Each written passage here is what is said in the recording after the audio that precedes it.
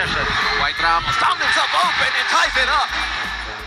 Sa naging laban ng Gilas Pilipinas kontra dito sa koponan ng New Zealand, mga idol, ang nangyari ho, kinulang tayo sa depensa. Actually, maganda na sana yung simula ng Gilas Pilipinas.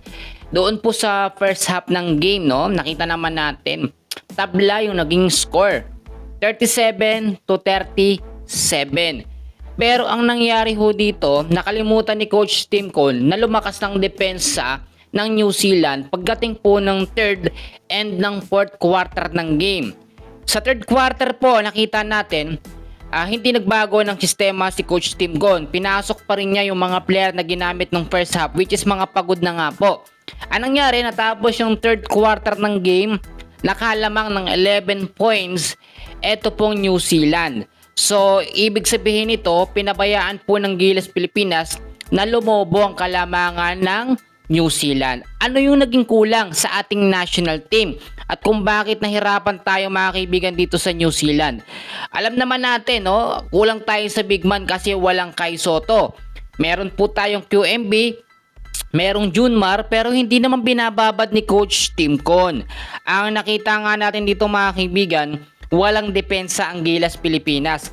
Halos lahat ng mga puntos natin, parang pero pachamba lamang, At yung pagpasok po sa ilalim, mahirap na hirap talaga.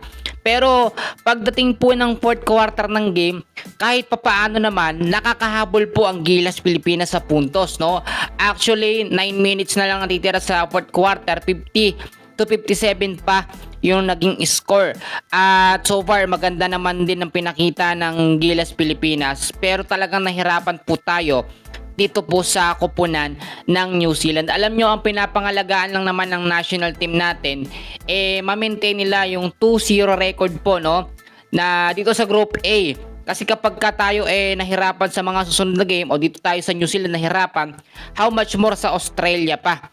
Mga kaibigan, ang sinasabi ko dito, hanggat hindi po babaguhin ni Coach Tim Cole yung sa starting 5 na lineup, matatalo tayo sa game natin mga kaibigan. Matatangkad po ang New Zealand. And sa Australia, ganoon din. Nakita nyo mga kaibigan, kapag walang Kai Sotto, wala tayong pamoste, iba talaga, hirap na hirap po ang Gilas Pilipinas.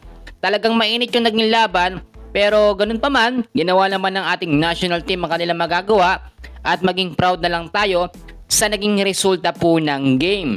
Yan ang update natin sa ngayon. Maraming salamat po.